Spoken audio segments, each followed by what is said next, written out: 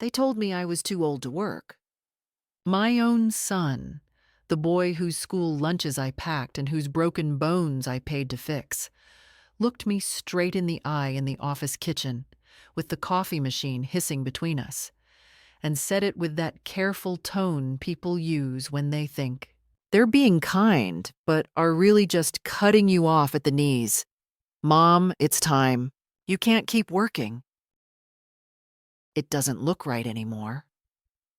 Those words lodged inside me like shards of glass, not because they were shouted, not because he was cruel, but because of the casualness, the way he tossed them into the air as if they were obvious truths, as if my usefulness had an expiration date, and he was simply reading it aloud to me like the label on a bottle of milk. I am 74 years old. I do not hide my years. I carry them the way one carries a heavy but dignified coat, worn and creased but dependable, with pockets that hold everything you need if you know where to look. I live alone now, in a small townhouse that still smells faintly of the husband I buried 21 years ago, a man who never once told me I was too old for anything.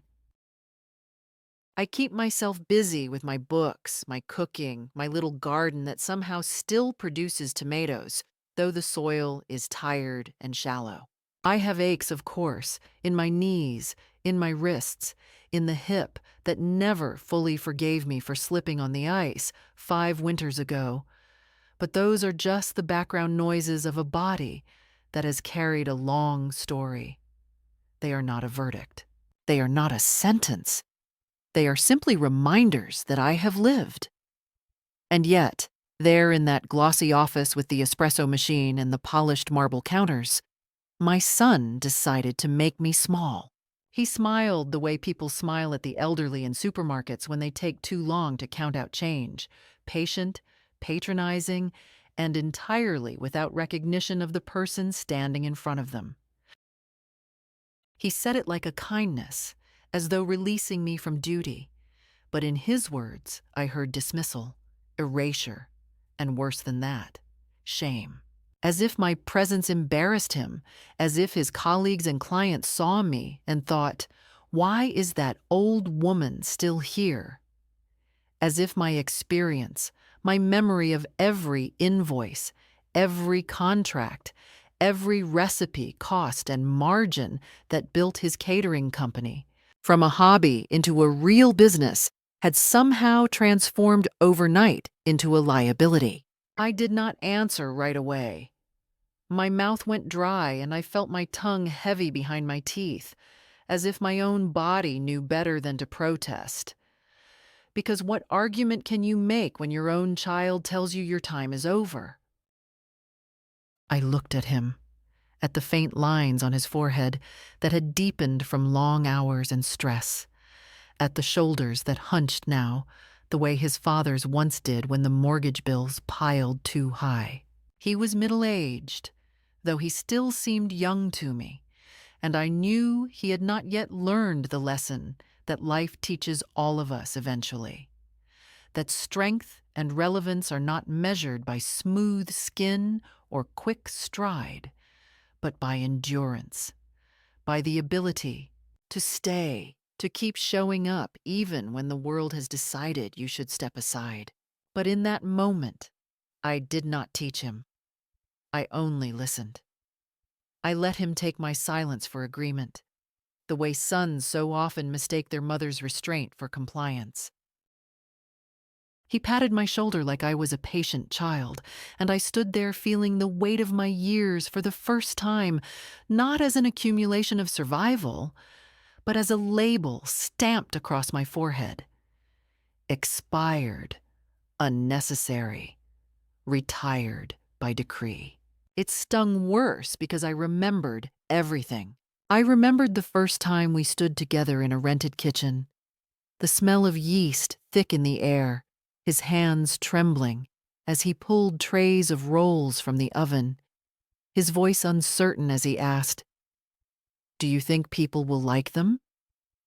And I, who had already spent 30 years balancing hospital accounts, who knew exactly how to stretch a budget and manage a payroll, had said yes because I believed in him more than he believed in himself. I invested the savings I had tucked away, not for myself, but for him. Money that could have bought me a more comfortable old age. Money I had imagined once using to travel or to finally replace the tired furniture in the living room.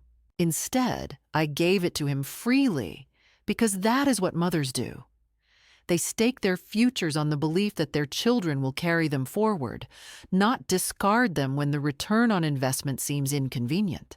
I had signed the contracts, met with the bank, argued with the suppliers when they tried to cheat him on flour prices, stood at booths at food fairs handing out samples while he talked to potential investors.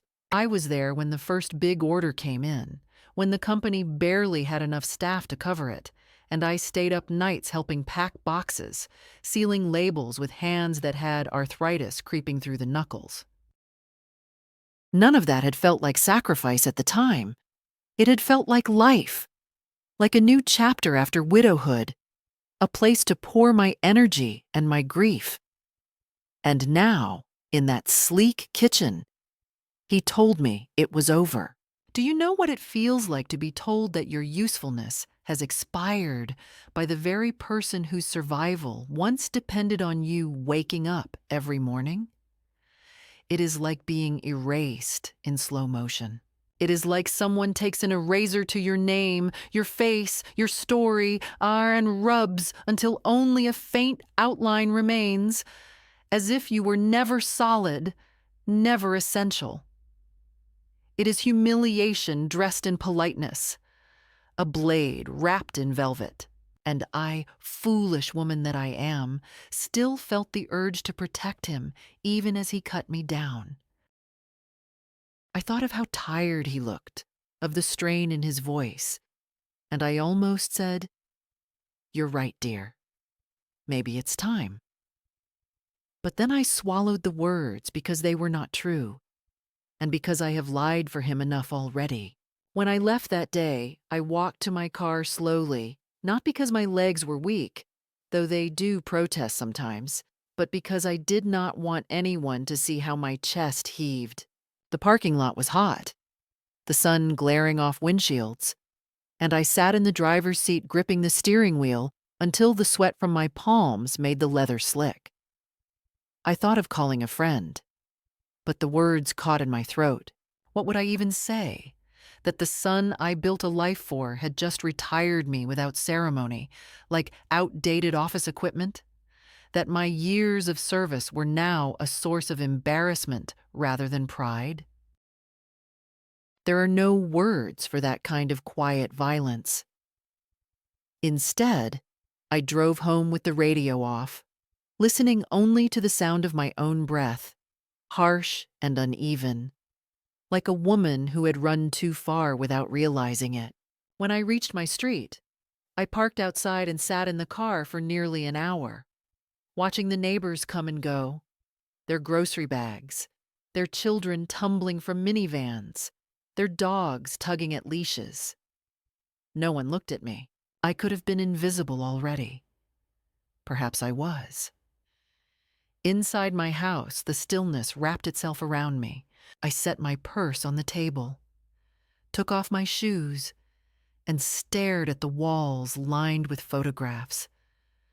Of years my son seemed to have forgotten. Birthdays with crooked cakes I had baked. Graduations where my voice was hoarse from cheering.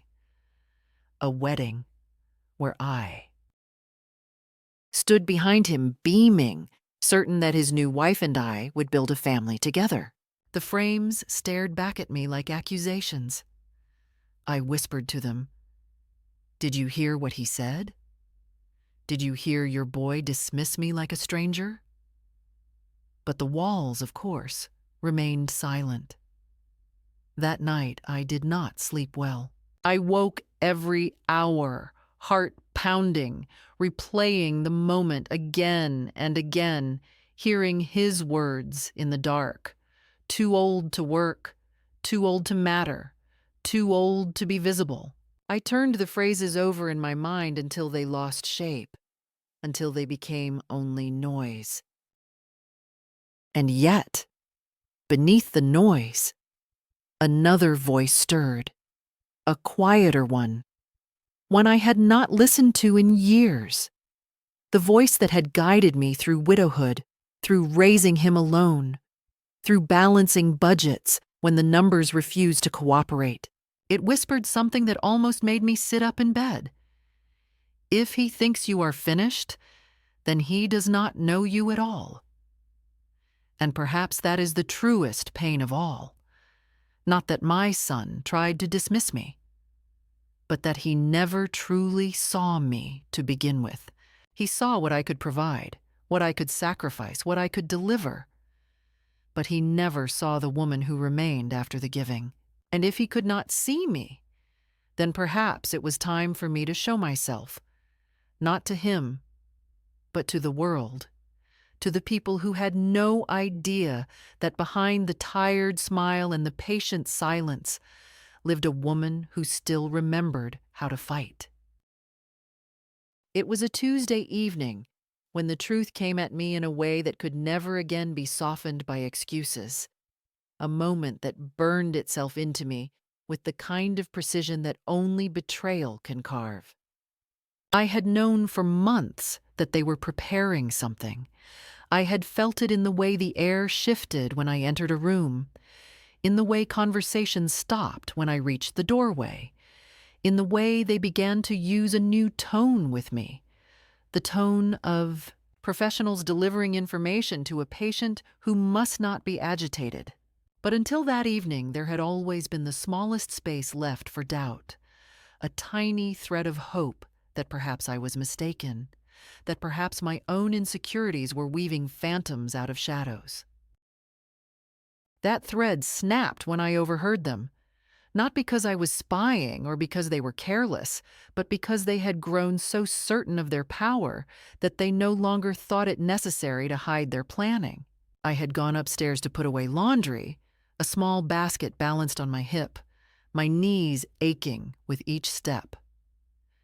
At the landing, I paused, catching my breath, and I heard their voices float up from the kitchen. They were not whispering. They were speaking in the calm, practical tones of two people discussing an itinerary. "She won't resist if we frame it right," Lisa said, her words smooth and deliberate, the way she speaks when she wants to disguise steel with honey. "We'll tell her it's for her own good, that it's safer, that the winters here are too harsh for someone her age. We'll mention the fall she had last year, the one with the bruise on her hip. She won't argue against that. And if we do it on Christmas Eve, she'll be too sentimental to fight us. She'll think it's part of the natural course of things." My son's voice followed, softer, but no less brutal. "She won't want to make a scene in front of the kids." "She never does. She'll nod, maybe tear up a little, but she'll accept it. And once she's settled in, she'll adjust. They always do." I remember standing perfectly still, my hand gripping the banister so tightly that my knuckles blanched. The basket pressed into my side, but I barely felt it. In that instant, I understood with icy clarity that their decision had already been made, that what remained was only the theater of how to deliver it. I was not a mother, not a grandmother, not even a widow in their eyes. I was a logistical problem, a box to be ticked on their path toward the clean, curated life they wanted.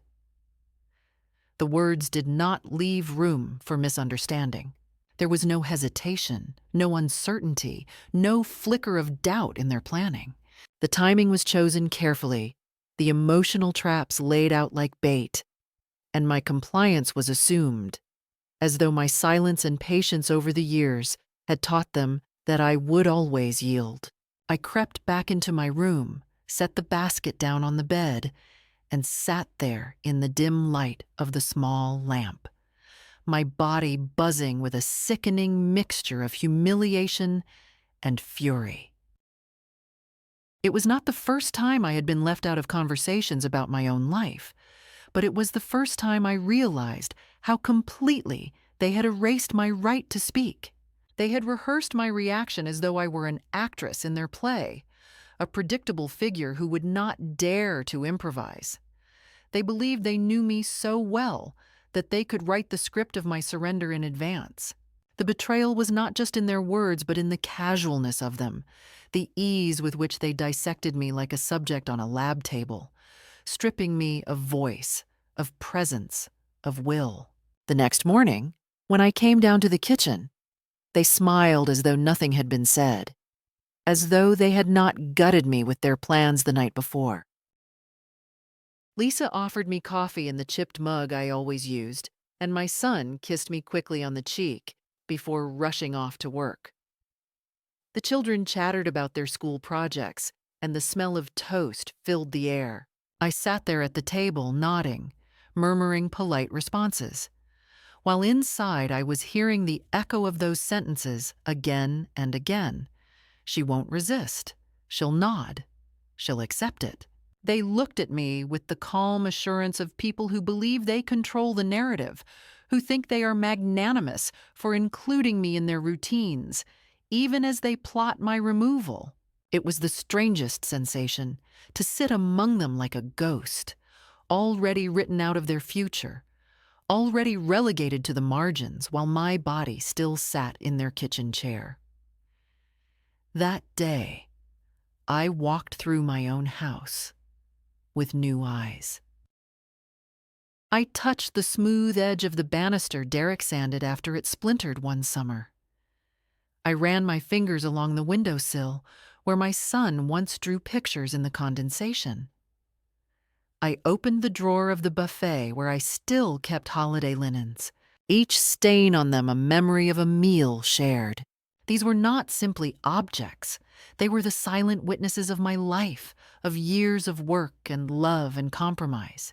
And yet, in the plans of my son and his wife, they had already stripped me from this place, as though I were no more significant than the dust they vacuumed away before company arrived. I knew then that this was the defining act of betrayal, not a suggestion to be discussed, not a concern to be weighed, but a verdict already passed. I had spent too long making excuses for their coldness, too long telling myself that the clipped tone in their voices was stress, that the impatience was exhaustion, that the absence of warmth was just the natural drift of generations. But when I heard those sentences, when I realized they had selected not just the action, but the date, down to the holiday itself, I understood finally that it was not drift. It was dismissal. They had chosen to erase me, and they had chosen to do it at the very moment when family is meant to draw close, as if to underline how little I mattered in the world they were building. I did not cry that night, not in the way people imagine grief looks. I sat in the darkness of my room, listening to the faint hum of the heating vent, my palms pressed flat on my knees to keep them from trembling. There was a strange stillness in me, a kind of hollow space where outrage should have been. I think it was because the betrayal was so absolute, so meticulously designed, that there was no room for shock once it was unveiled. It felt like standing in front of a mirror that had been slowly turning for years, only to finally see the reflection clearly. A woman they had decided was no longer part of the picture. And in that clarity, I realized something that both terrified and steadied me. If they had already imagined my silence, then I had nothing left to lose by refusing it. That realization did not come with trumpets or a burst of courage. It came quietly, like a shift in the air, like the way dawn sneaks into a room before you notice. It was the moment the ground tilted beneath me, the moment that would lead me to everything that followed.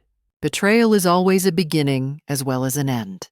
And though I did not yet know how, I understood that they had forced my hand, that the woman who sat silent for decades was not going to be the same one they would try to lead out of her own front door on Christmas Eve.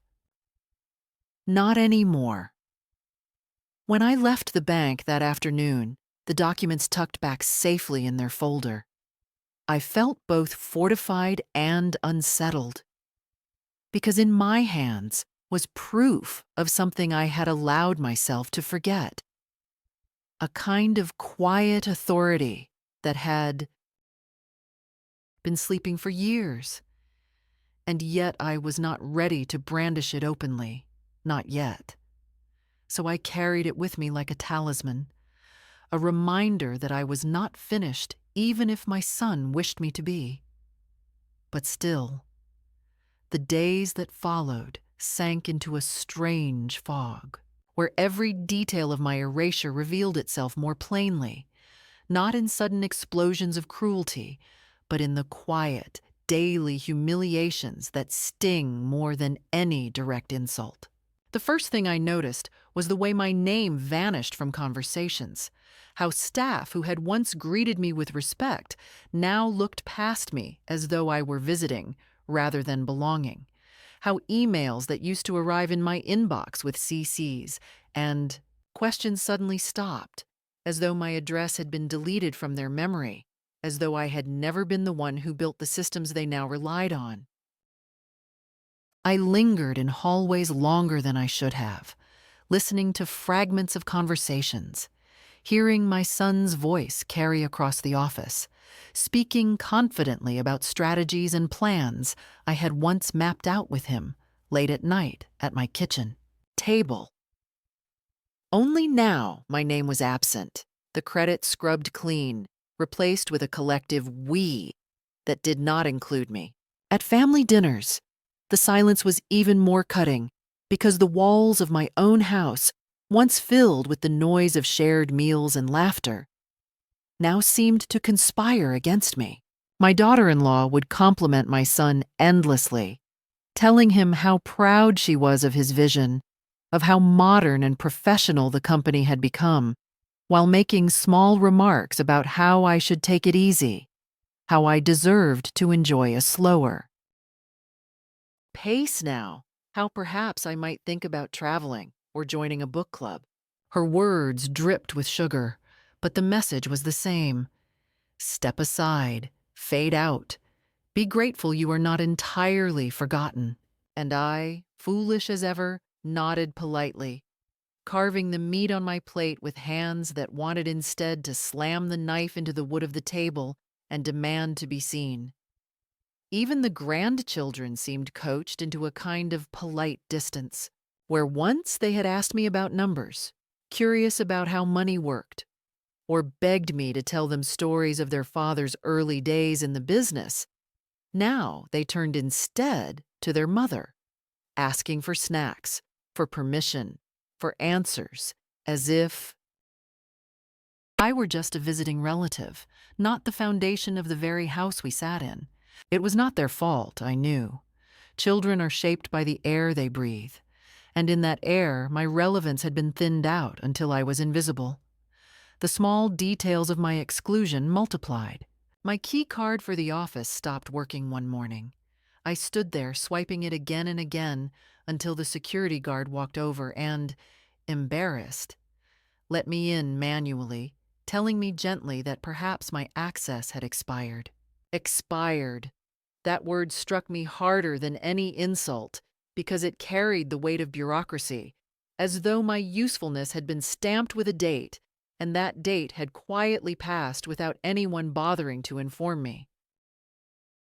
I confronted my son later, and he brushed it off as a systems error, promising to fix it. But the next week the card failed again, and this time the guard's eyes lingered on me with pity, as if he already knew what I had not yet admitted out loud, that I was being slowly erased, not by accident, but by design. My desk, once a small fortress of ledgers, files, and neat stacks of numbers, became a barren surface. Each day I returned, Something else had been moved. First, the spare reading glasses I kept in the drawer, then the framed photograph of my husband, then even the notepad where I scribbled quick calculations.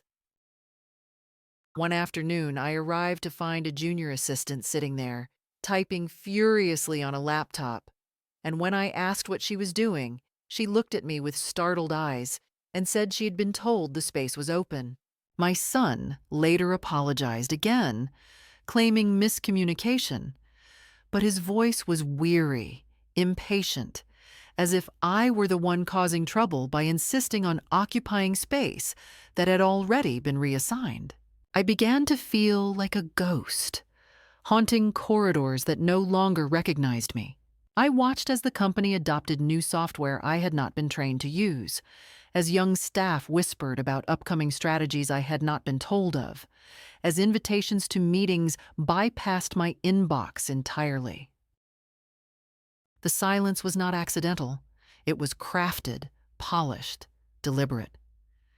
Each omission was a step in a process of erasure, a way to make my absence seem natural, inevitable, even merciful. They wanted me to fade without protest, to go quietly into the background, to accept invisibility as though it were a gift. But I did not go quietly. Not yet. I began keeping a small notebook in my bag, jotting down every detail, every omission, every error in the system that pushed me further from relevance. Not because I wanted to confront him with it immediately, but because I needed to remind myself that I was not imagining it, that the erosion of my place was real and systematic, not the paranoid ramblings of an old woman. Each note was like a stitch holding together the fabric of my sanity, a way of saying to myself, "You are not invisible. You see this. You know the truth." At night, I returned to my house and sat at the kitchen table, the same table where the company was once born in scraps of paper and coffee cups, and I laid out the documents from the bank. I read them carefully, line by line, reminding myself of the power I still held, the shares in my name, the signatures that could not be erased by polite dismissal. I ran my fingers over the ink as though touching the words would strengthen me. And yet, for days, I did nothing. I waited, as though hoping my son would correct himself, would realize the cruelty of his actions, would come to me with an apology. But the apology never came. Instead came more silences, more small cuts, more careful removals that bled me slowly of dignity. The worst moment, perhaps, came on a Thursday afternoon when I overheard him speaking to a client. I had entered the office quietly, moving down the hall toward my corner, when I heard his voice carrying through a slightly open door. He was laughing, jovial, telling the client about the rebranding, about the new streamlined approach, about how he had built the company from nothing. Built it from nothing. Those words struck me like a slap, because I was something and I was the foundation. And to erase me from that story was not only ungrateful, it was dishonest. The client laughed along, impressed, and I stood there in the hallway with my hands trembling, realizing that my own son had rewritten the history of our lives to suit his image, casting me out even from memory. That night, lying awake in the dark, I thought of my own mother.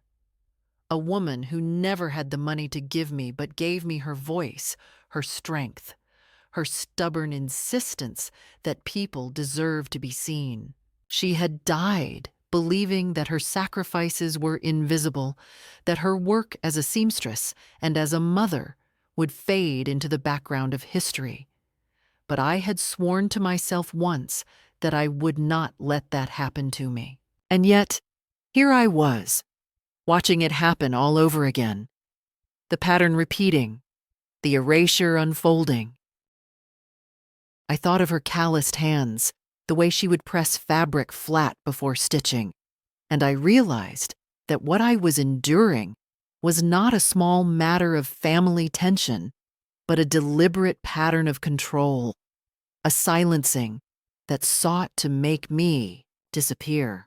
And so, even as the erosion continued, even as I was slowly pushed out of meetings, out of documents, out of memories, a small fire began to burn beneath the layers of humiliation. I began to imagine what it would look like to step into that office not as a mother begging for recognition, but as the majority owner I truly was, to take the place that was already mine, not by his permission, but by right. It was not yet time. I was not ready, not certain. But the thought lived in me now, persistent, insistent, like a pulse I could no longer ignore. The erosion had cut deep, but beneath it something stronger was forming, something that looked less like despair and more like resolve. The turning point came quietly, without the dramatic thunderclap one imagines when life changes course, and if I had not been paying attention, I might have mistaken it for an ordinary errand. But that is the way of many transformations. They arrive, disguised as small choices, almost invisible, until you look back and realize they were doorways.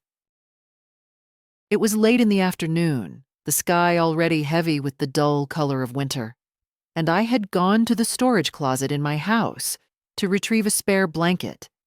But instead, my hands brushed against the old leather satchel that held the papers from the bank, the incorporation contracts, the share certificates, the legal acknowledgments that had been gathering dust for years.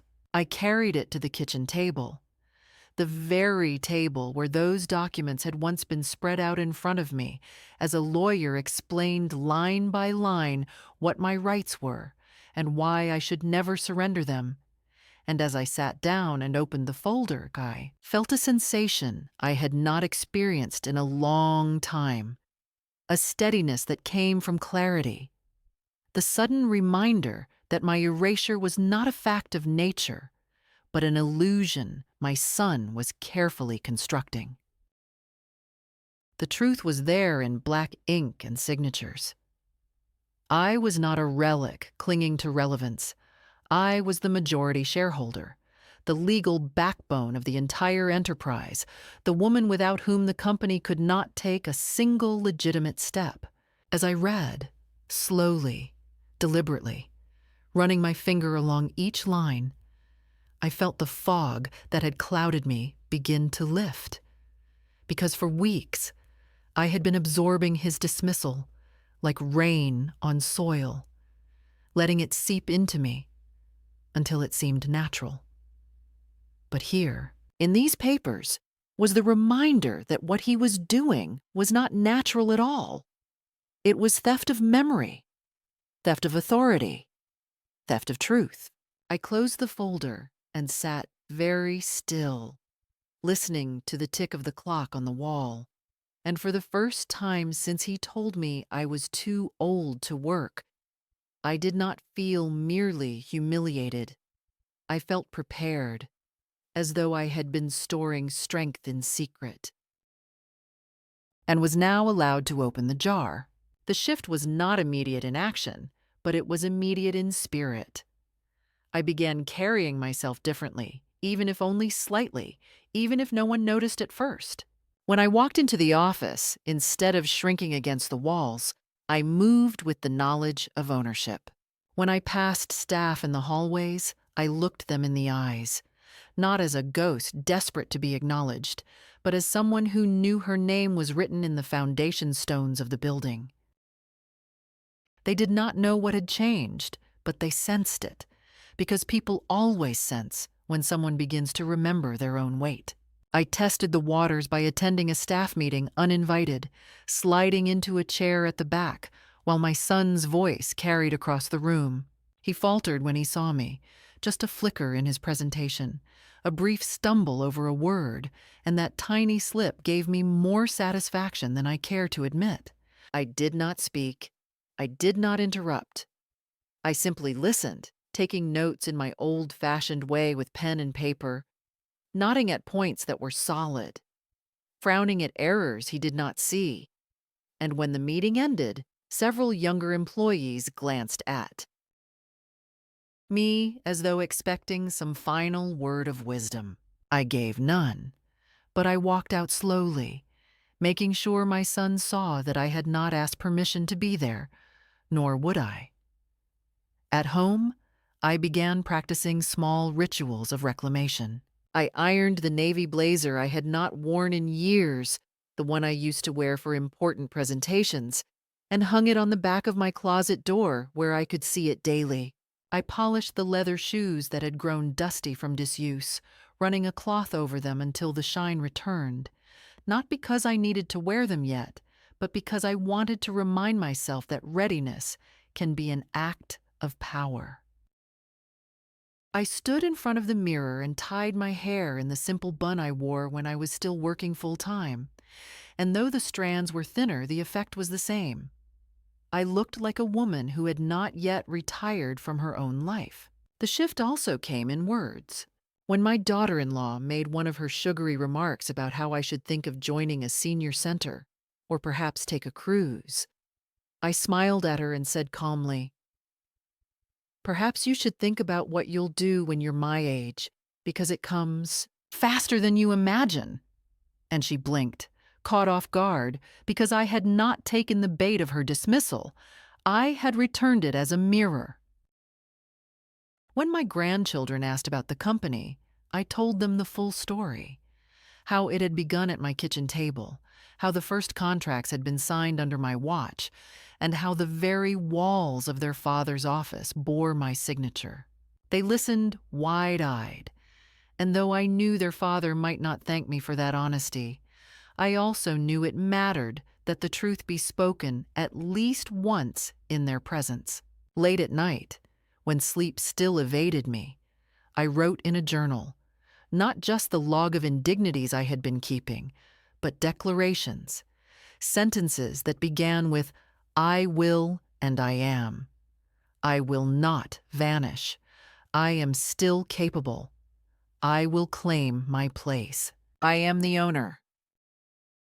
Writing those words in my shaky handwriting felt both absurd and necessary, like chanting spells to ward off a curse, and perhaps that is exactly what it was, because the curse of invisibility is one that must be fought daily, relentlessly, until it lifts. The clearest sign of the shift came one morning when I sat in the office cafeteria with a cup of bitter coffee and overheard two junior employees discussing a problem with inventory. They were fretting about numbers, about invoices that did not align, about delays in supplier payments.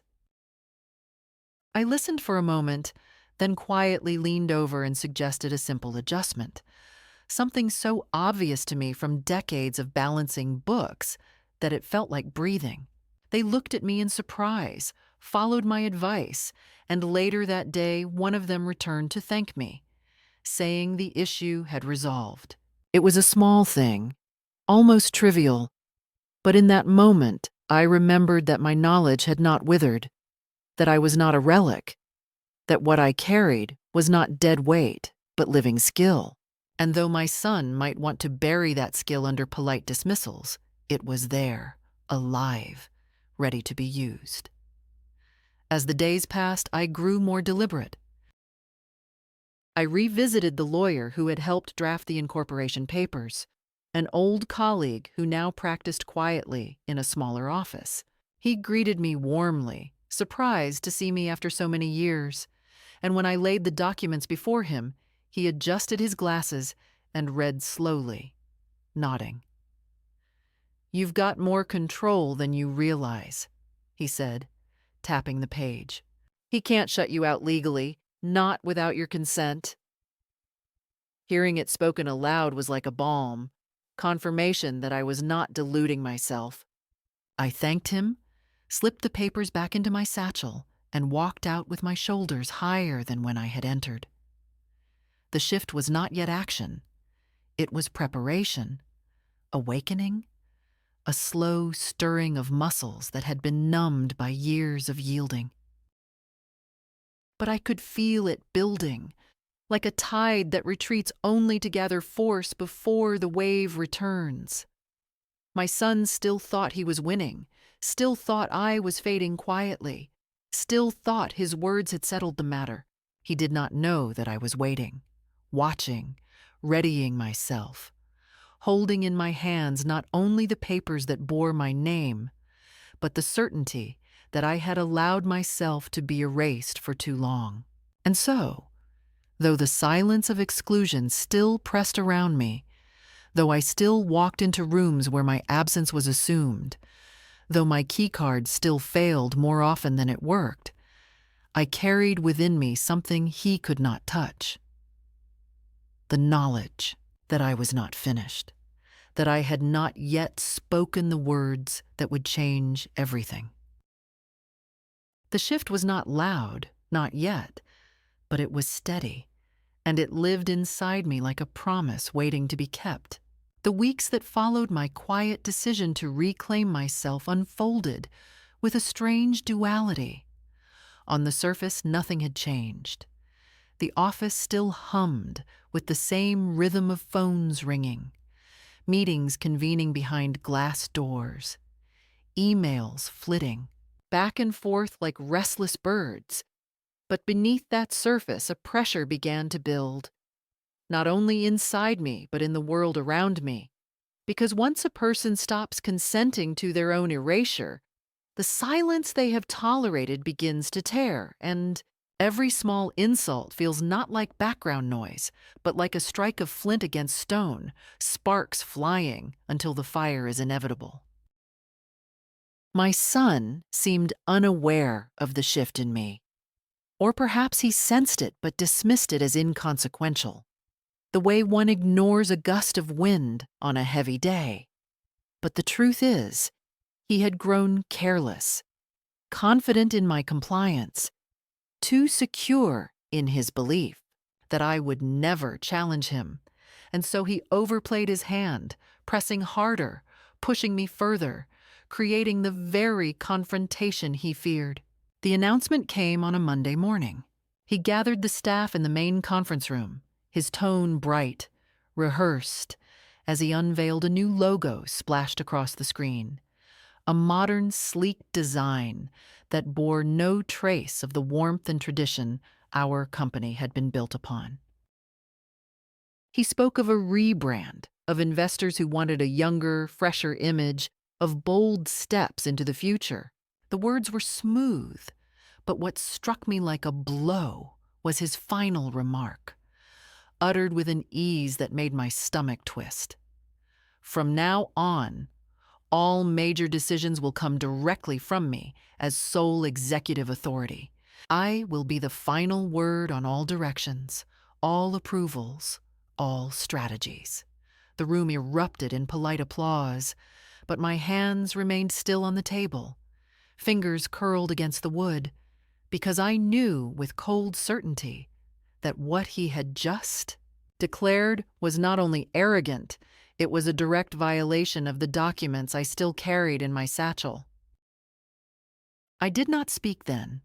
I only observed, my silence heavier than words, and I saw the flicker in his eyes when he noticed me sitting there, not clapping, not smiling, just watching. That afternoon, whispers began circulating. Some staff approached me discreetly, asking questions they did not dare voice aloud. Was it true that he alone now controlled everything? Was it really the case that my role was gone? Was the history of the company so easily rewritten? I gave no answers, only a faint smile. But inside I was cataloging every word, every reaction, because I could feel the atmosphere shifting, the foundation trembling under the weight of his ambition. By excluding me publicly, he had forced the staff to confront the void my absence created, and voids are dangerous things. They call attention to themselves. They demand to be filled. At home that night, I sat again at the kitchen table, the documents spread before me, the navy blazer draped over the back of a chair like a silent sentinel. And I thought of my mother's hands, of my husband's voice, of the decades I had spent giving. More than I kept for myself. I thought of the small humiliations of the past weeks. The empty desk, the expired key card, the laughter at family dinners when my daughter-in-law joked that I was retired in spirit, even if not on paper. And I thought of the look on my son's face. In that meeting, the confidence, the ownership, the certainty that I was no longer a factor. That was when the resolve crystallized fully. I would not let him carry on in this illusion. I would not let him strip me from the narrative of my own life. The second escalation came swiftly after that, as though the universe itself decided it was time to test my new resolve. An invitation was sent to investors for a grand presentation, a gathering to showcase the rebrand, the new direction, the future without me. Of course, my name was nowhere on the list of presenters, nor even on the guest list. A junior assistant, flustered, accidentally mentioned it to me in the hallway, stammering that she was sorry. She assumed I already knew, and when I asked to see the agenda, she handed it over reluctantly. My son would be center stage, the star of the show, with glossy slides and speeches rehearsed to perfection, investors ready to pour money into the vision of a company he had claimed as his creation. My blood ran cold as I read, because it was not just an insult anymore. It was a theft in progress, a rewriting of history that, if sealed with investor money and contracts, would become nearly irreversible. I decided then that I would attend. I was not invited, but I would attend. The night before the presentation, I laid out my blazer on the bed, smoothing the fabric with careful hands, polishing my shoes until they gleamed, pressing a fresh, white blouse. These were not just clothes. They were armor, symbols of the woman I had been and still was, the professional who had carried numbers in her head and decisions in her hands when no one else could. I slept little, my mind restless with rehearsed scenarios, imagining his expression when he saw me, imagining the murmurs of the staff and investors, imagining the moment I would stand. The next morning, I arrived early, slipping into the back of the grand hall where the presentation would be held. The staff bustled about arranging chairs, testing microphones, adjusting lights, and no one stopped me. Perhaps they assumed I was meant to be there, or perhaps they simply did not dare. I sat quietly, folding my hands in my lap, watching as the seats filled with investors in tailored suits, their conversations a low murmur of money and opportunity. When my son finally took the stage, the lights catching the sheen of his suit, he began his speech with the practiced charm I had once admired. He spoke of growth, of innovation, of a company built from the ground up by his vision. He smiled, gestured, dazzled, and as he spoke, he did not look toward the back of the room where I sat, as though by not acknowledging me, he could make me disappear. But I was there, and others noticed. I caught the eyes of several staff members who knew the truth of the company's origins, who glanced between him and me, their expressions betraying discomfort. I said nothing. I waited. The silence of my presence was louder than interruption. When the presentation ended, applause filled the room, and my son basked in it, shaking hands, answering questions, laughing. He looked relieved, triumphant, as though the future had been secured. And that was when I stood, slowly, deliberately, letting the chair scrape the floor as I pushed it back. Heads turned, murmurs spread like ripples in water, and my son's smile faltered as his eyes finally landed on me. I did not speak then either. I simply walked out, my heels clicking against the polished floor, leaving behind a trail of whispers that would reach him long before I returned home. That act, silent as it was the second escalation. It was the test of my resolve, the spark that lit the fire. He came to me that evening, his voice sharp with frustration, demanding to know why I had been there, accusing me of undermining him, of embarrassing him in front of investors. I listened quietly, then asked a single question. Did you tell them the truth about who owns this company? His silence was answer enough. He muttered excuses, deflections, but I had already seen the fear flicker in his eyes. He knew. He remembered. And now he understood that I was not going to fade quietly. In the days that followed, tension thickened. He avoided me in the office, delegating conversations to others, but his anxiety betrayed him. I could see it in the way he snapped at staff, in the restless pacing of his steps, in the clipped emails that circulated late at night. The balance had shifted. He had tried to erase me, and instead I had become the shadow he could not escape, the reminder that his authority was not absolute, that the foundation of the company rested in my hands. And though I still had not acted fully, though the documents still lay folded in my satchel, the time was drawing close. The escalation had reached its peak. The pressure was unbearable. The next step would not be silence. It would be declaration, and once taken, there would be no turning back. The morning I decided to act came with no special omen, no thunder, no warning in the sky. Only the same gray light filtering through my curtains and the same ache in my hips as I swung my legs out of bed. But inside me, something had settled. The restless rehearsals of what if had quieted into certainty, and I knew that waiting any longer would be another kind of death. The slow death of becoming irrelevant by my own consent. So I rose, washed my face, dressed in the navy blazer, and polished. Shoes I had kept ready, like a soldier preparing for battle.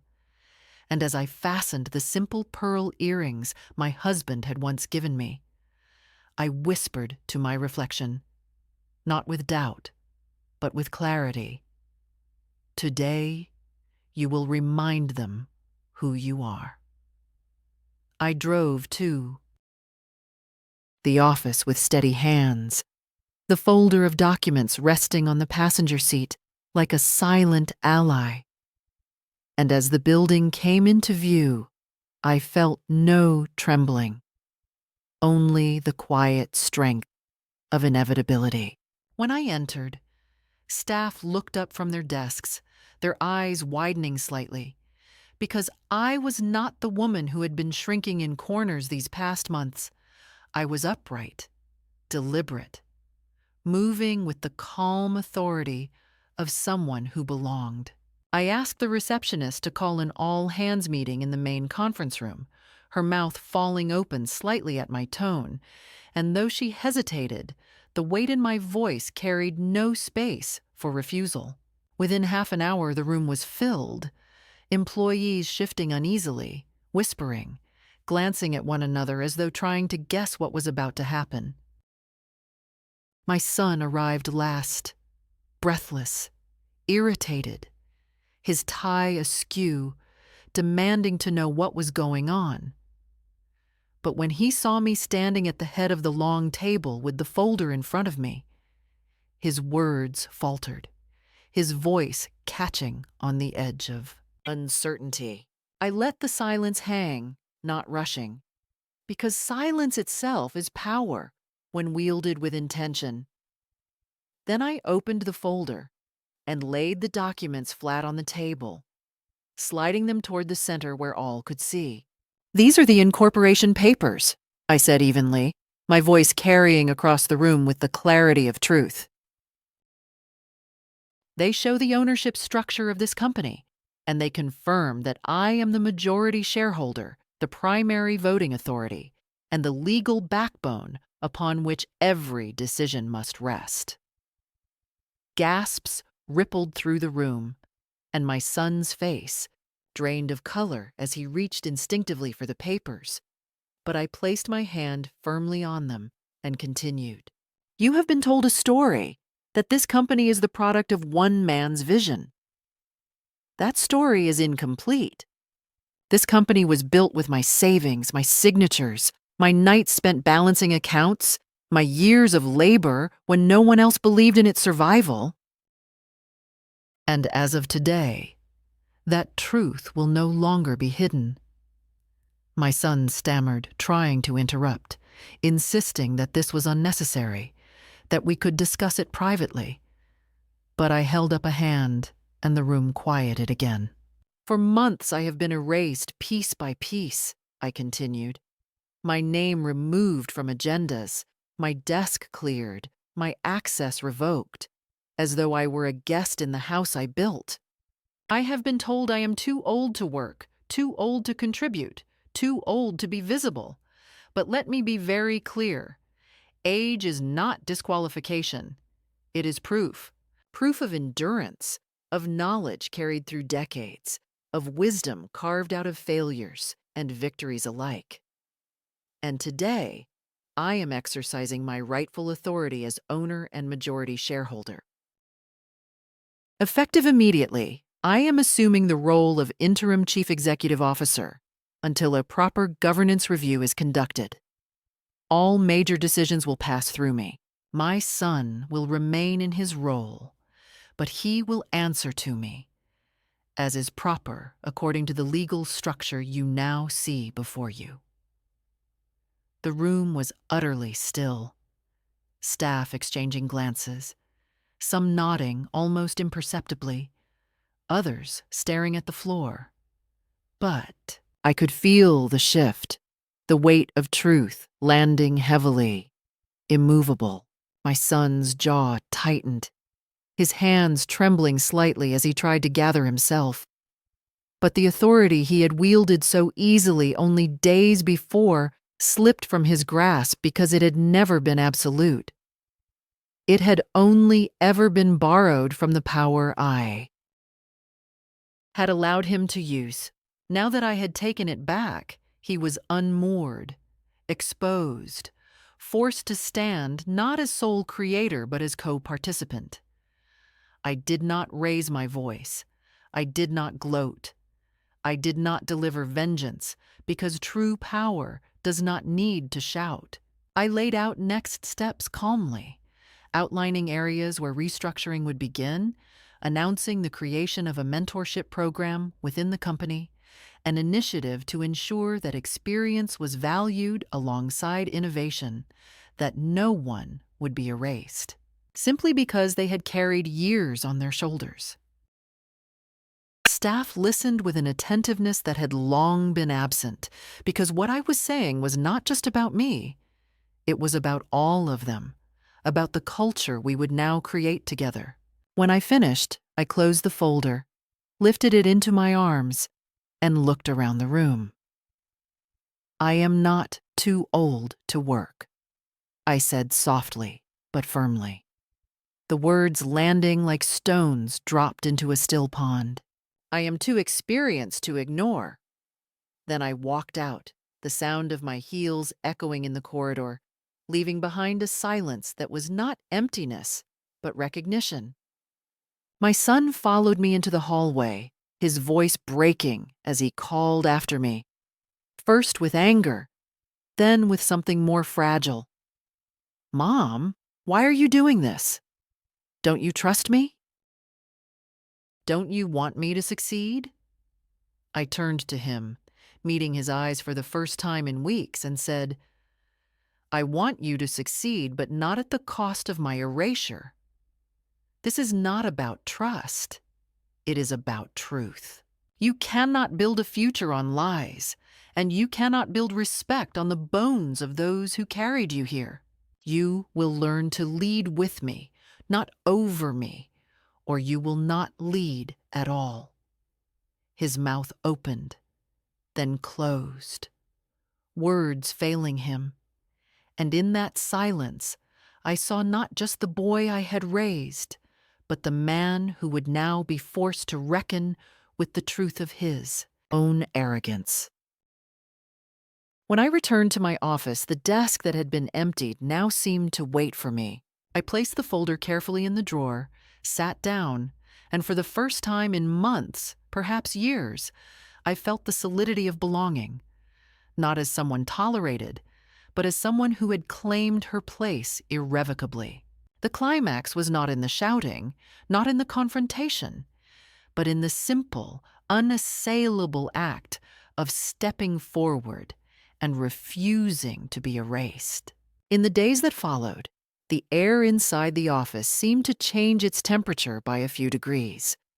Not enough for a stranger to notice, but enough for those of us who had lived too long under a certain draft to feel the difference, because people began to speak to me without the hesitation that once clung to their voices. They asked questions. They brought me problems instead of hiding them under bright slides. And the work, which had always been my true north, unfolded again in the steady rhythm my body remembered, not as an argument against age, but as its proof. And in that rhythm I found something I had not expected to find so quickly. A quiet, almost domestic peace, the kind that arrives after a long storm, when you are still, ringing with thunder, yet the sky has decided to be ordinary again. My son kept his distance for a while, circling me with looks that mixed pride and resentment and a wounded boy's bafflement. But slowly he began to ask for my opinion without dressing the ask in resistance. He lingered in doorways, less a gatekeeper, now and more a student of the room. And I answered him without condescension because cruelty had never been my method, and revenge had never been my god. And though the ache of what he'd done would visit me at night like an old, insistent guest, I found that I could set another place at the table for it and still finish my meal. Because grieving what was lost did not require me to surrender what I had reclaimed.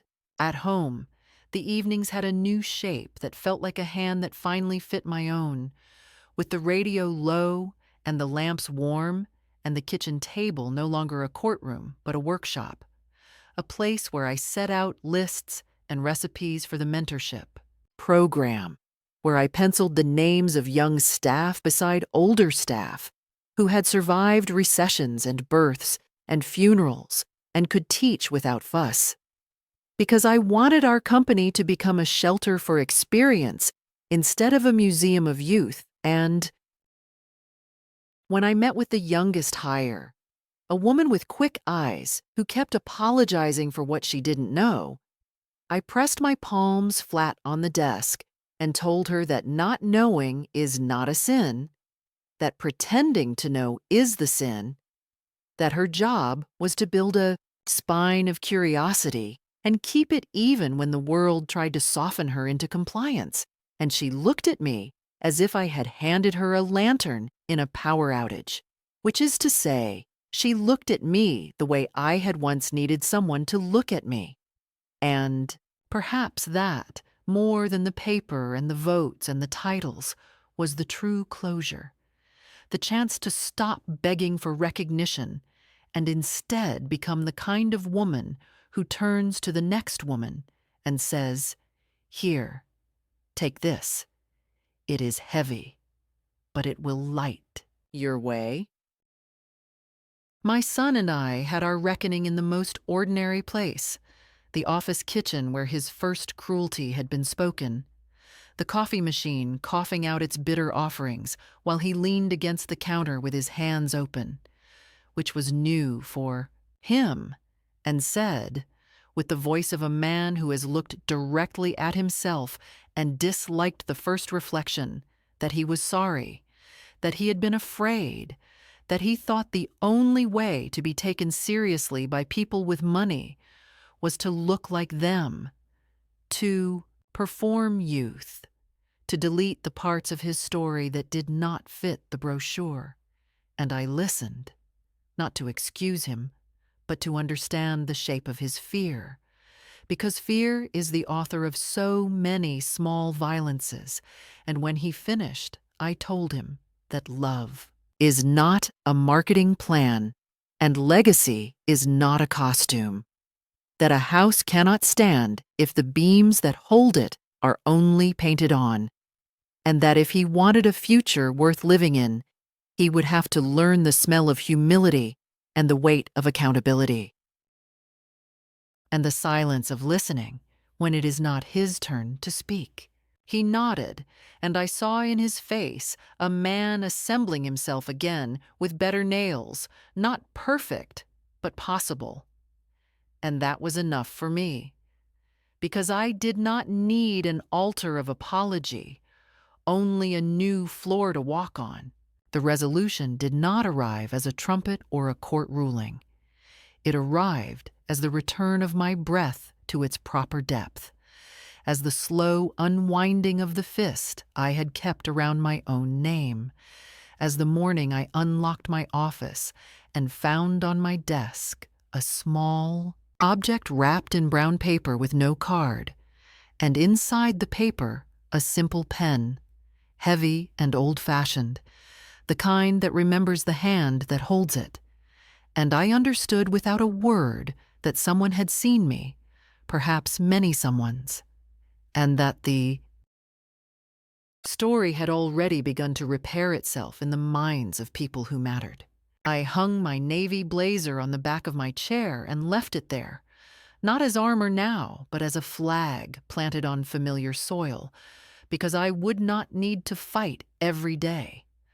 Some days, I would only need to work, and working has always been the way I pray.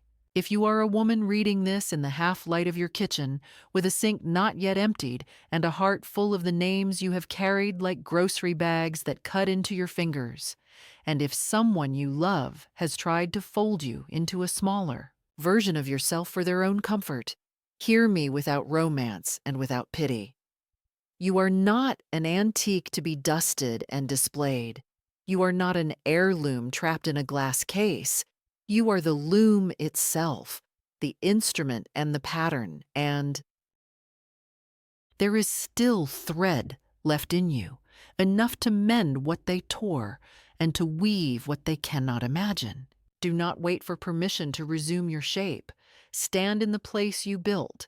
Put your hands on the table that remembers your weight, and speak your name as if it were a door you are unlocking, because it is, and once it opens, you will discover that the hallway beyond it was not a corridor to disappearance, but a room lined with chairs for all the women who came before you, each one leaving a place for you to sit when you are tired and to rise when you are ready.